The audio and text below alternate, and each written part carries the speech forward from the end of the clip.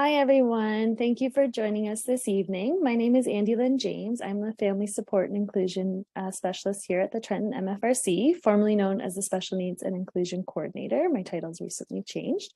I'm joined today by Dr. Mary Ellen Thompson, a local speech and language pathologist. She's joining us tonight to talk about all things literacy, different strategies to support the reading process, and some red flags to look out for with your little one. We will have time for questions at the end. So if you think of any throughout the presentation, feel free to drop it in the comments. My email is also available there or through the webinar itself. Or if you think of questions at a later date, you can email me and we can try to get you some answers. But without further ado, Mary Ellen, I'm going to hand it over to you. I'm going to turn off my mic and camera, and it's all of you. So thanks so much. Okay, thank you. I'm just going to share my screen. And start the slideshow. Okay, so I guess tonight we're going to talk about literacy, and I really want to talk about trends and red flags. As a speech pathologist, literacy has been a passion of mine throughout my career, and I just want to preface this to say for the past, I guess, 5 years, I have been the speech pathologist at Saganasca School in Belleville, which is a specialized school for children with learning disabilities. And the primary goal of that school is to teach children to read. So I have had the privilege of working with a group of very specialized individuals in terms of the teachers who are teaching there, a psychologist, psychiatrist, social work, and have seen immense growth in some of these children's reading. So I know that it is possible. So when we talk about literacy, it's kind of like, what is literacy? And for me, literacy is everything and all things print. Some people will look at a very narrow definition of literacy and think, oh, it has to be a book. It doesn't have to be a book.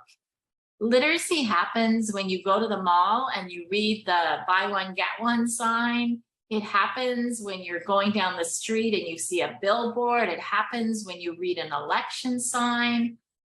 It happens when you look at a flyer. It also happens when you look at Facebook, when you access games. All of these things have print in them. Literacy does include writing, but tonight we're just really going to talk about reading, because writing is a whole sort of ball of wax unto itself, but you have to start with the basis of reading. So that's what we're going to talk about tonight. Many of us learn to read quickly and easily, and reading seemed to be simple, but reading is anything but simple. Reading is a very complex process. And I just want to show you this diagram. It's called the Scarborough's reading rope. And the reason I want to show it to you is to help you understand how complex reading is, and think about these little children that are 4, 5, 6 years old. And this is what we are throwing at their brains, and they somehow or other figure it out. So what is reading? So the two main parts of reading are word recognition and language comprehension. So word recognition is really like looking at the letters, putting them together, and figuring out a word. That's what we call decoding. There's also phonological awareness, which is our awareness of sound. And I'm going to talk more about phonological awareness and how critical it is, because it is actually one of the best predictors in young children of literacy. And then there are, let's go back. And then there are words that don't follow any of the rules of phonics, any of the rules of decoding. And those words are called sight words. And so you just have to learn them. So the other thing that's important, and why language is so important, and we're talking about oral language. Oral language has a significant impact on reading and learning to read. Because if you decode all the words, but you don't understand what the words mean, you can't make sense of the passage. So that's why vocabulary knowledge is really important. And background knowledge is also critical. So at one point, I was reading with a student and he was really interested in the world wars. And of course, grade 10 history focuses on this, but he didn't know what the Blitz was. And we were reading about a family in England who had part of the children had left London because of the Blitz. There was all these words about the type of bombers, etc. He had none of that background knowledge. So he's reading these words fluently and perfectly, but he cannot possibly understand because one, he's missing vocabulary, and two, he doesn't have the background knowledge of that story. Language structures are important. So language structures, we're really talking about grammar. But think about if the story happens in the future, you have to know that it will happen versus if it happened long ago, it did happen or it happened versus if it's happening right now. And so you have to be able to put yourself in the right time frame. And that's just one example. There's also like using possessives, using plurals, all of those things. You have to understand those literary structures in order to understand the story. Literacy knowledge is important. So that's literacy knowledge we're referring to. Is it a dialogue? Is it a descriptive passage? Is it a biography? So where does it fit? And if you don't understand that, then how do you understand what you're reading? And finally, there is something called verbal reasoning. It's putting facts together to solve problems. And so if you're reading a detective story, can you pull the critical pieces out, add them together, and figure out who done it? Or can the author fool you? So if we look at this, we know that reading is very complex. And what are the critical skills for successful readers? Well, we know that successful readers need phonological awareness, that ability to understand and manipulate sounds. They have to be able to accurately name letters and sounds. They have to understand the association between the printed letter and the sounds that they're hearing. They have to read the words accurately, and they have to read fluently. So, you know, if they're really, really bumpy, then they're missing the story. So some children who are having difficulty reading will read until the end of the line and then start the next line over again as if it's a new sentence. If they do that, then they can't understand the passage. So making sure that they see the period and they figure out that's the end and this is where we start again, even though if it's not at the end of the line, is a really critical thing to learn. And then if you can read the passage fluently, then you can comprehend it. So fluent reading is really important to our final goal, which is comprehension. So what's happened in reading in Ontario? Well, we have been in a really interesting time in Ontario. We had this inquiry called the Right to Read. And initially, the report did not come out. It was very delayed, but now we finally have this report. And this was a public inquiry that announced that reading was a human right. And basically, it focused on early reading skills. It found that there were some problems in the Ontario system, and we talked about how to rectify those problems, because if reading is a human right, then every child deserves the right to read. So people who talked to the inquiry included students who were having trouble reading, teachers who were specialized in reading, teachers who were frustrated by their inability to teach reading in what they thought was an effective way, psychologists, speech pathologists, experts in all different fields spoke to this inquiry. And what happened is there were 157 recommendations that came out on how reading should be taught within our system. And I think the most important thing is that reading is a human right, and every student deserves to learn to read in our school system. So they recommended many things, and we'll talk a little bit about them. If you're really, really interested in this, there is a 10-minute video that's on the front page of the Right to Read report. So if you just Google Right to Read report, then you will come to a video on that front page. It's a 10-minute video. And it's eye-opening, and it's also important to hear some of the students and their words about reading. So what does the right to read look like for our students in our schools, and how does it change? Well, there's a focus now on phonemic awareness. There's a focus on phonics, and we'll talk more about those. There's a focus on decodable text. So instead of giving children books that have words that they can't possibly decode and they have to just memorize, and other words that they can decode, there's a goal for early readers to use decodable text so that they can decode all the words and understand all the words. And there's also an emphasis on increased assessment. We need to figure out who can and who's struggling as readers so we can support them. So those are big changes in our system that should help move the process of reading forward. So let's talk about phonological awareness and phonemic awareness. So phonemic awareness is one of the biggest predictors of a child's ability to read. And phonological awareness is the umbrella term that includes phonemic awareness.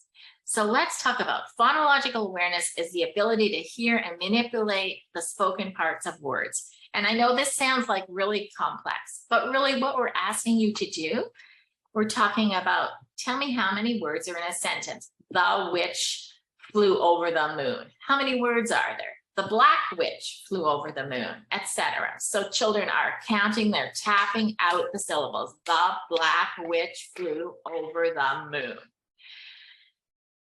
Similarly, we want them to be able to tell us how many syllables are in a word. So a word like cowboy, cowboy, clap it out. Watermelon. And obviously compound words like snowman, cowboy are easier than words like watermelon that are not compound words, and hamburger, but we expect them to learn all of that. We also think that kids need to learn how to rhyme words, and rhyming is important. And you all know about Dr. Seuss and how all of those books like The Cat in the Hat, etc., The Fox with the Socks, etc., all those words rhyme. There's a reason those books were written that way. There's a reason those books have been popular throughout the ages. It's that focus on rhyme that is critical. And then there's something called onset rhyme. That's basically, can the child pull the first sound off the word? So if I give you at, tell me all the at words you can think of. You can think of bat, hat, cat, mat, rat, sat, fat. And then you can do the fat rat sat on the cat on the mat, etc. Okay? So the next thing is phonemic awareness. So from phonological awareness, we're more working at the word level. Phonemic awareness, we're going to individual sounds. So first we have to blend the sound. So if I say soap, then I want you to be able to say, oh, the word is soap. I can put them together. Or if I say kite, I want you to be able to segment those sounds and say to me, oh, there's 3 sounds in kite. The sounds are. In terms of phoneme substitution, we usually start with the first sound and we say the word cat. Now say cat, but change the k to p, and you will have pat, right? Or I'll say pack. Now change the t, and you'll have pat. Or I could say, let's say the word knit. change it to a, and you have mat. So we're changing we're substituting the sounds. And finally, we manipulate the sounds. So these are the trickier ones where we say glue. Now change the to what do you have? And you have grew. Or I say, the word is list, take away what do you have? And you have lit. So those are pretty complicated tasks, but those are tasks that are predictive of ability to read. So we've talked about phonemic awareness, and then there's also phonics. So I know this is a lot of words, and I'm sorry, but we're delving into reading. So phonemic awareness is focusing on the sounds in spoken language, listening, right?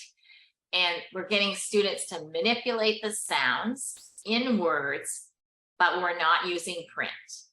When we get to phonics, we add the letters. Graphemes is a word that means letters, but there's also like SH is one grapheme because it has the sound sh, right? There are others like EA that can say E or can say A, etc. So some graphemes say more than one. But basically what you need to know is that phonics deals with written language and print. You're pairing the written language with the sound. So it's not just auditory, it's looking and listening. And then this leads to being able to write words and spelling. And this is how we move into the written language. So what do kids have to be able to do? And this might be shocking to you when you look at this graph, because it's like, wow, by 7. But actually, young children are amazing at these tasks. So in stage 1 and 2, it's just that listening and speaking and listening to sounds. And that's why it's so important to give them a very rich auditory environment. Let them listen to sound. By the time kids are between 2 and 4, they're ready for rhymes. That oral wordplay, the cat in the hat, 5 little monkeys jumping on the bed, one fell off and hit his head, whatever. Keep going. I was once told early in my career, I don't know why anybody does those anymore. Those are old-fashioned. Well, maybe they came down through the generations, but some of the previous generations had it right. They understood that rhyming somehow or other was important, and that helped young children listen to sound. So after that, sort of 3 to 5, we're going into that syllable awareness. So say snowman, say it again, but don't say snow. Say pancake, say it again, but don't say cake, etc. And then when you get 4 and 5-year-olds, junior kindergarten, senior kindergarten, we're expecting them to be able to do, oh, the word is boat. What's the first sound of boat? The first sound of boat is and so there's that onset rhyme. And then we have the boat. The goat was in the boat. He wore a coat. He floated down the moat, etc. So we really want to manipulate words with sound. And then when we get to sort of senior kindergarten, grade 1, that's when we really are focusing on phonemic awareness. So what's the first sound? What's the last sound? What's the middle sound? And then can you change those sounds? And once children can do that, then print is often introduced, and it's introduced like, here's the letter. What sound does that letter make? And then we move into real reading, and then children are writing. And children's early writing doesn't include all the sounds, but the ones that are most salient to them are the ones that they write down. So,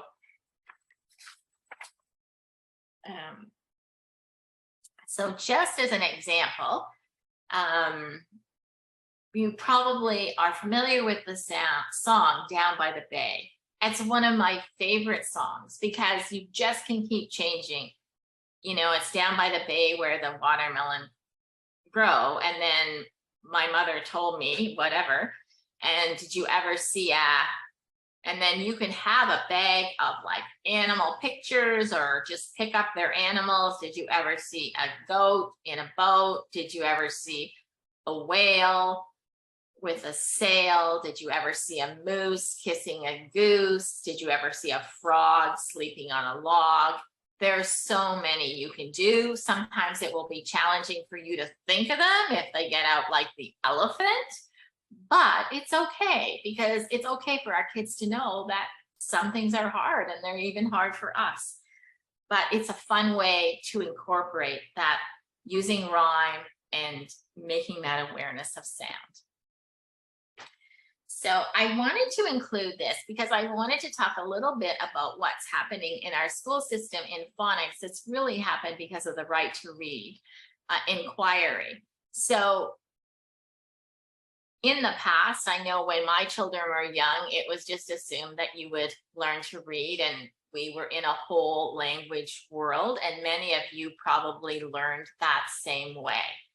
What's happening now is we're having explicit teaching. So we are saying, this is the letter, this is the sound that it makes. So your children will have a very different experience, maybe than you had. And it's important for you to understand how the pendulum has swung and how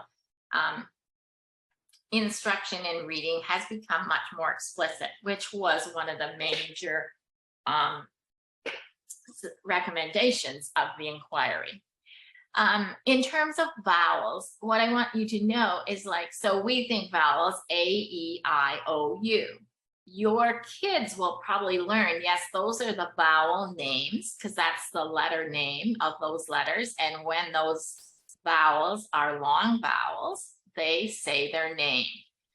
But there's also vowel sounds. So the vowel name is A, the sound is A.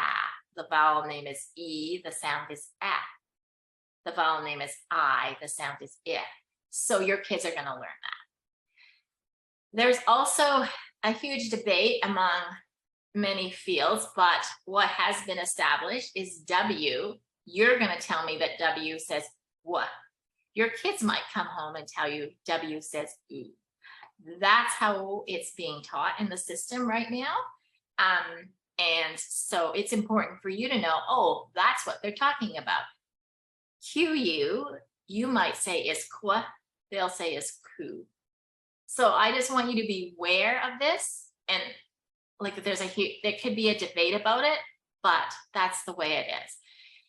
In terms of why, it's not being taught as y at the beginning of yellow and yawn right now. It's being taught in the vowel form, like baby and bye. So those are differences. So I just want you not to correct your kids necessarily, because that is exactly what they are learning. So in our system, many, many children learn to read. They enjoy reading. They have reading circles and everything goes well. But sometimes reading just doesn't happen. And if you look at the videos from the Reading Inquiry, you will hear the frustration on these children's voices. And these children often have normal intelligence, they're very good problem solvers, etc., but they just can't seem to learn the decoding patterns necessary for understanding how to read. So what are the red flags is what we're going to talk about first, and then talk about some suggestions.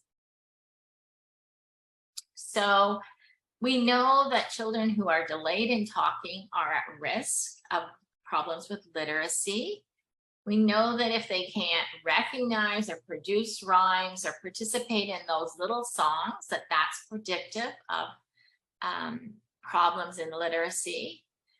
If they can't remember rote information like letter names, they just have trouble. That's also a predictor of literacy.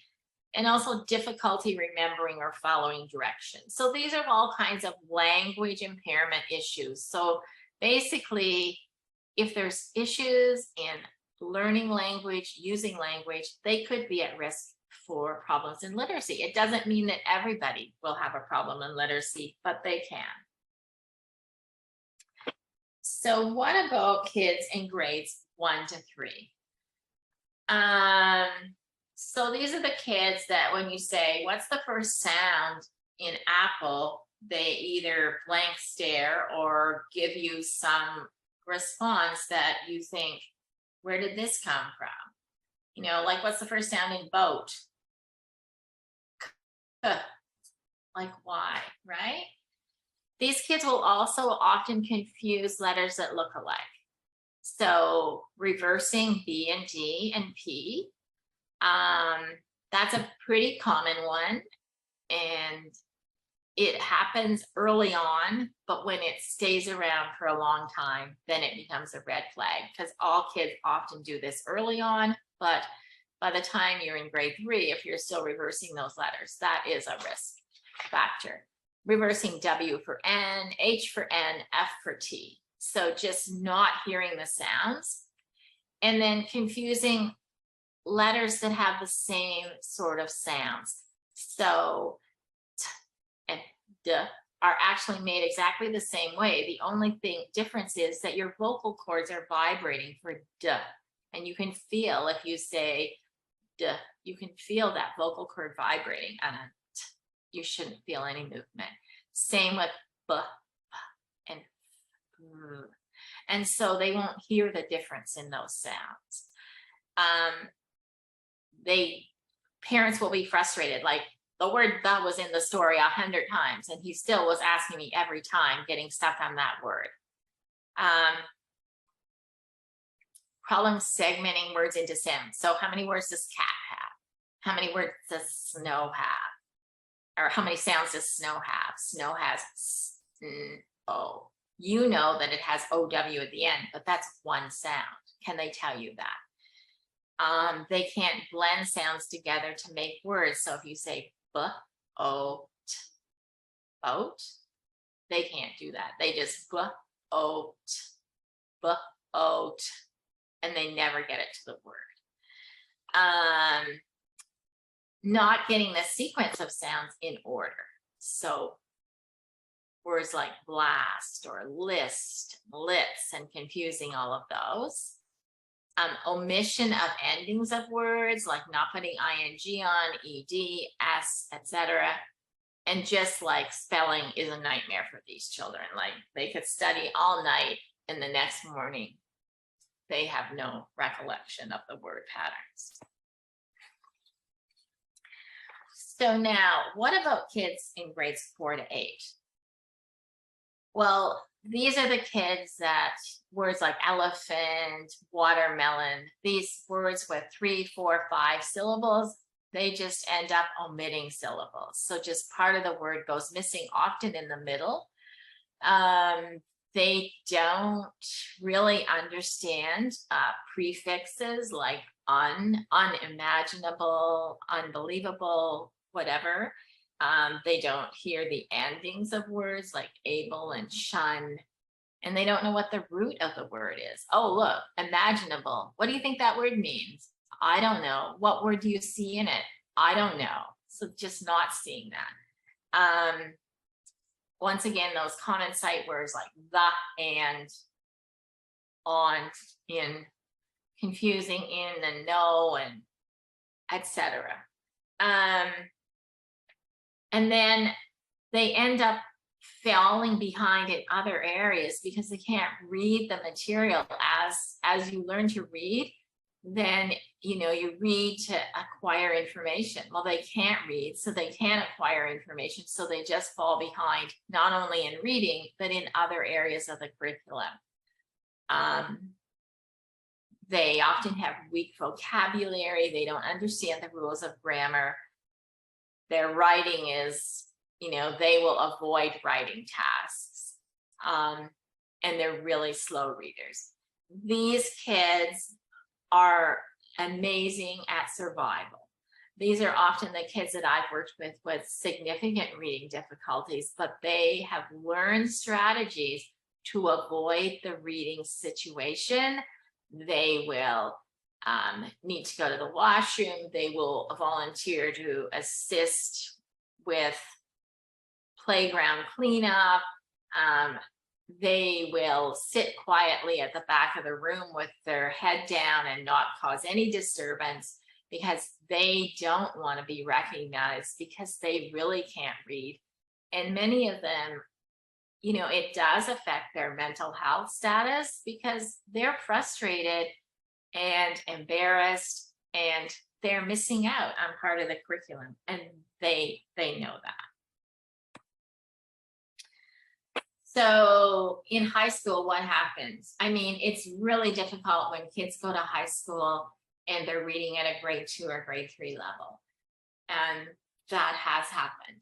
So they just can't recognize words. They can't keep up with the curriculum. They often are the ones who sort of like fail out. They can't read quickly. They can't take notes in class.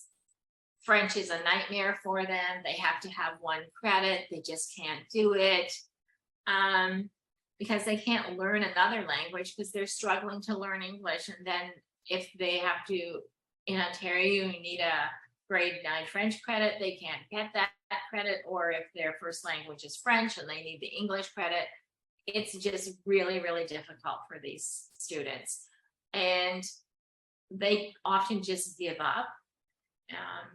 You know, and probably that's why our illiteracy rates are higher than we would really want them to be.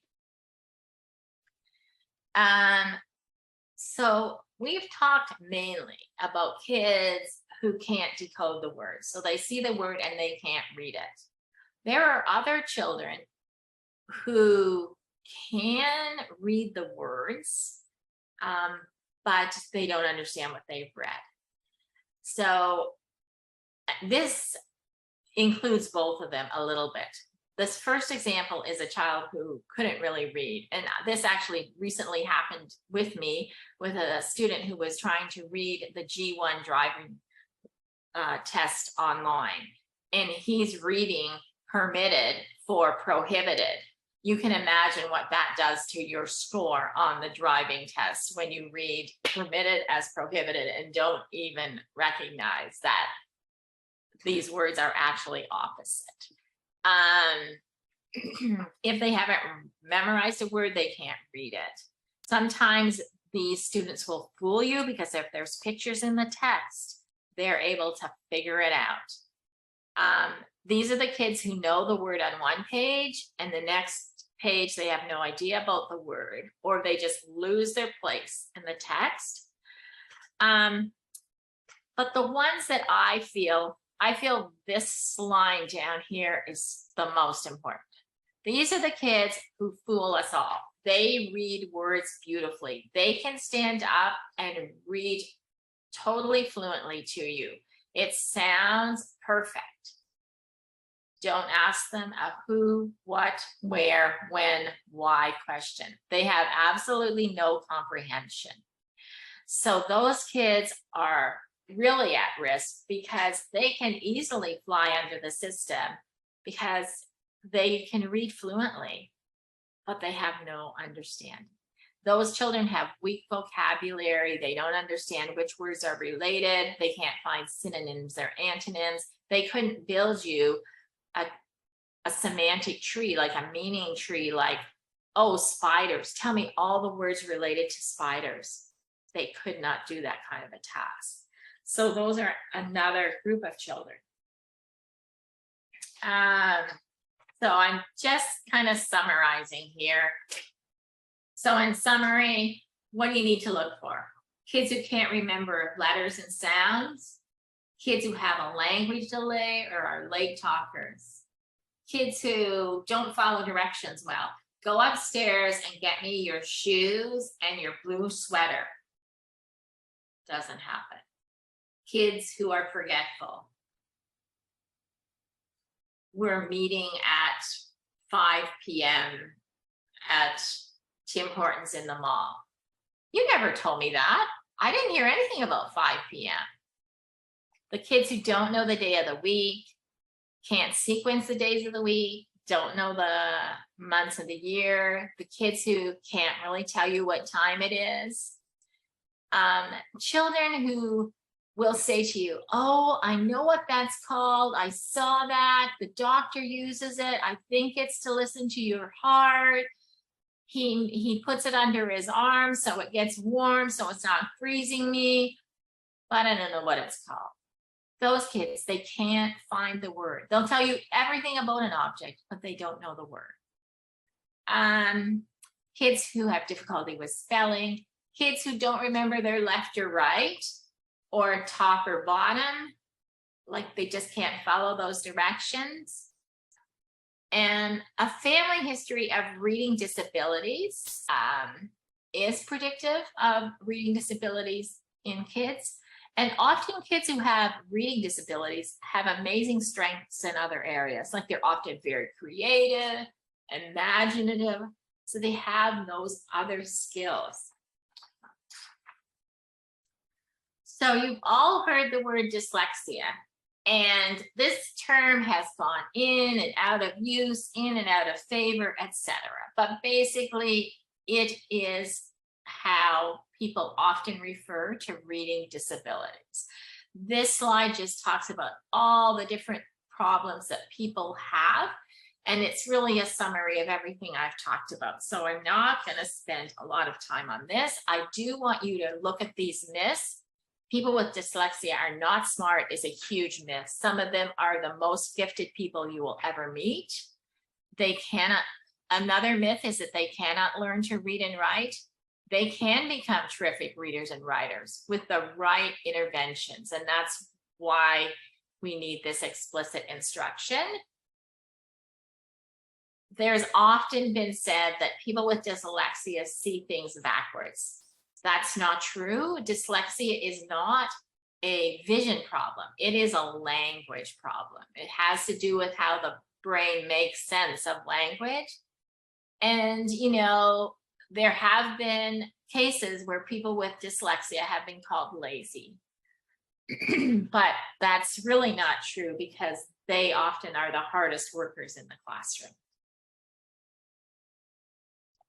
So in summary, dyslexia is the fact that it's neurobiological. The brain is processing information differently. It's a language-based problem, not a visual problem. It is genetic, and it's very common. Excuse me, it occurs in 1 in 5. So it's out there. So, you know, why do we need to learn to read? Well, we really learn to read, and then we use reading to learn information. So it's how children, students, adults, it's how we access the curriculum as a student. It's how we access information as an adult. It's how we move in our career and learn new information. So reading is critical for success. So therefore, it's really important to read with kids and instill in children a love of reading. And they get that often from their parents. And you don't have to be a super reader to instill a love of reading in your kids. And you can read, you don't have to read any books to be a fluent reader. And there's all kinds of things in our world that you can read. Print is everywhere. One day when I was driving down North Front Street from the Quinte Mall to where my office is, at the corner of Pinnacle, I counted over 1,000 words. So that's how much print there is in our world. So it's important to make reading part of a regular routine. And it's important to take your time in reading and not rush. Like, it doesn't matter if you get through the story. It doesn't matter if you only get 2 pages done. If you can read and create a language-rich environment and talk about the story, that's important. Reading should be fun. It shouldn't be drill and practice. Reading should be an opportunity for learning, to look at connections. And you can extend. You don't just have to read books. You can tell stories. You can share family photos, etc. That can be part of your reading routine. just like it's an open book, kind of the world is out there. So really, really young kids, like babies and toddlers, reading is often just a quiet time with Snuggles.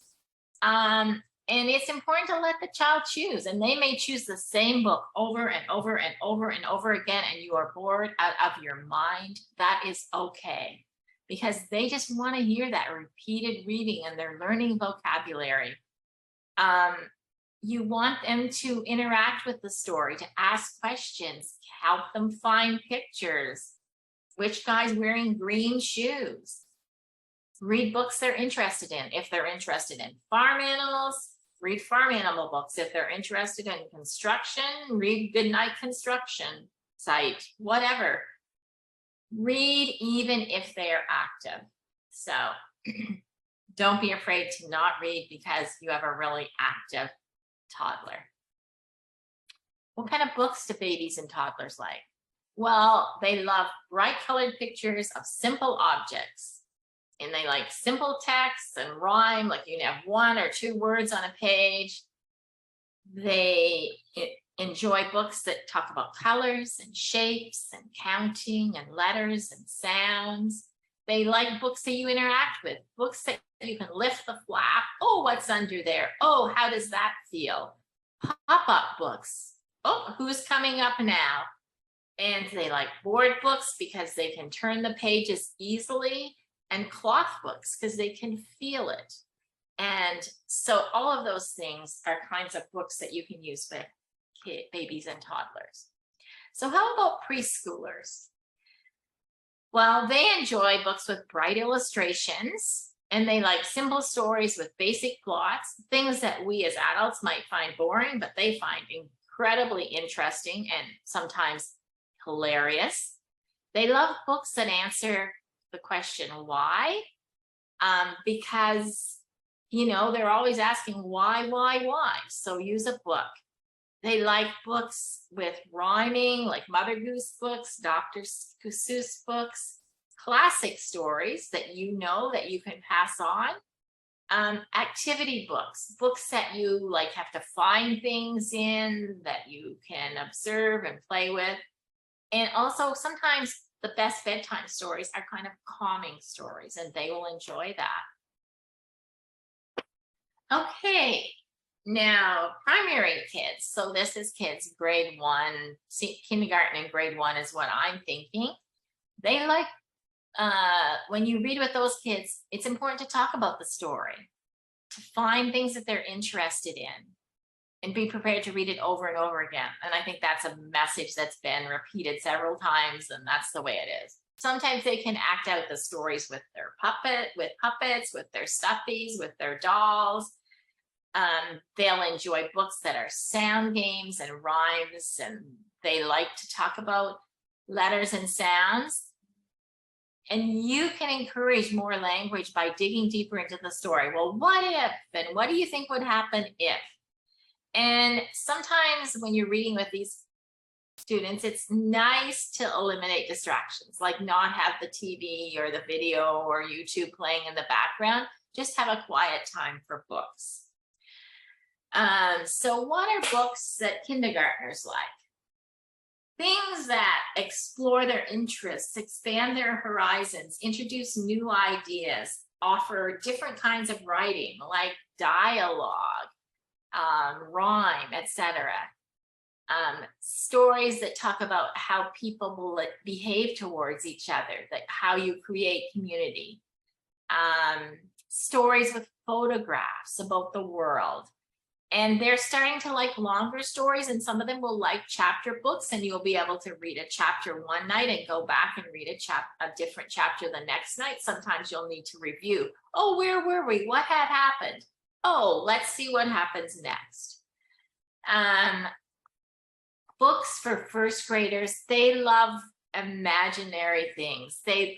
Books that have idioms, like Amelia Bedelia series is like, for many of them, hilarious, where there are complex meanings and where the main character misinterprets the information. They like stories where they can predict the ending. So it's a more complex plot. Like, does this happen or does this happen? What do you think is going to happen next? They like to read about characters that are just like themselves. And sometimes they like nonfiction books. And they also like silly stories, and books of poetry are of interest to these guys. And then what about kids in grade 2 and grade 3? Well, I think at this point, there's a lot of books out there, and it depends on their interest. And you can start to point out relationships between words. You can introduce new vocabulary through reading. And you can have them read to each other, read to other family members. Tell mom about the story we just read. Tell grandma what happened in the story. And realize that there are many, many different books they will like. And graphic novels are okay. There are limits to graphic novels, but if that's what they want to read, it's all about dialogue. And many of us loved comic books as kids, and graphic novels are the new comic book. So what are books for second graders? Old favorites that they can read independently. So they may want to go back and read books that you read to them in kindergarten. They like to read about characters that have their same issues, whether it's their fears, their concerns, etc. They like to experience different genres like history, biography, science, nature. They'll read, many boys this age will read many books about dinosaurs, etc. They like those kind of picture books that lead into chapter books.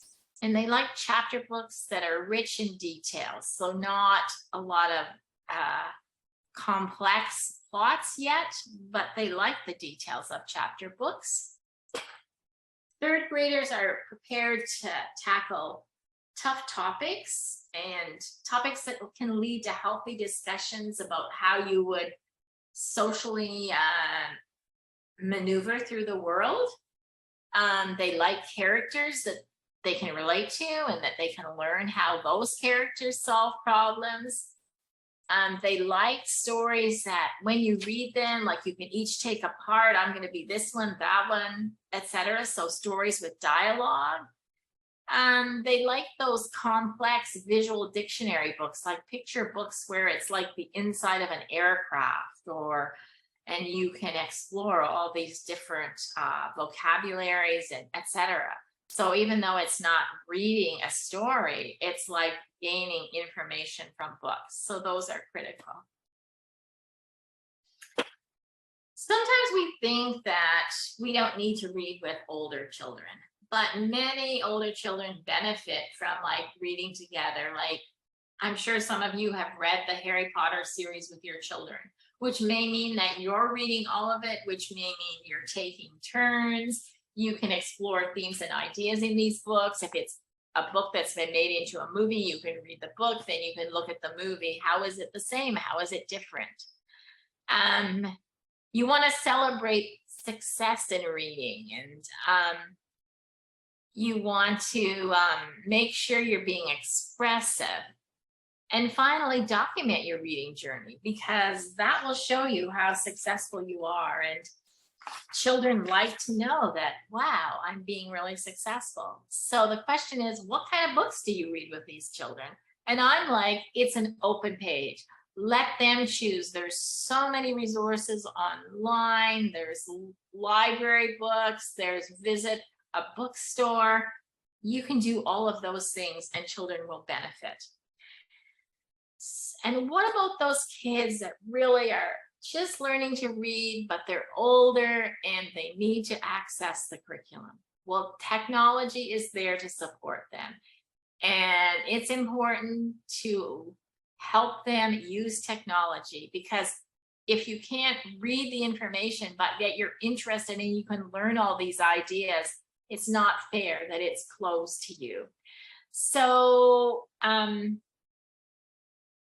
for disabled readers, technology increases their fluency, increases their speed of reading. The cursor will highlight the words as it reads along. They can read with it. It will also save their cognitive resources for other thinking tasks, because if they have to use all their thinking to decode words, then it's really hard to keep working. They become exhausted. And they will need to become an expert user of technology. And I think all of us have become much better at using technology, have dictating into our phones, dictating reports, etc. So in my lifetime, I have gone from, paper and pencil to using technology all the time. And I also often listen to things. Even though I can read, I don't have time and I'm driving somewhere, I will listen to gain information. You can also annotate your reading. So draw pictures beside it, highlight. There's all kinds of opportunities for annotation on technology that will help support reading and reading comprehension. And with that, hopefully that's answered many of your questions about reading. If this last slide is just my information, if you have questions, feel free to email me, Andy Lynn. We'll be circulating some information about tips for reading with children and tips for reading with children with special needs. And I will also be providing there will be some social media posts related to this presentation in the coming days. And with that, that's the end of this segment. Thank you so much, Mary Ellen. That was fantastic as always. I do just have a couple questions. We have a bit of time. Someone wrote in about their 6-year-old son who just does not want to read ever. Any tips to get encourage the literacy, encourage the reading in a child that young just has no interest? Yeah, I think we often hear that about active young, especially boys, but they can be active young girls who don't want to read. And I think sometimes it's like, this will sound maybe, I don't know, it's like tricking them into reading. Like, it doesn't have to be a book, it can be other things. Oh, let's go shopping in the grocery store. Can you find me 3 signs that have a "p" at the beginning?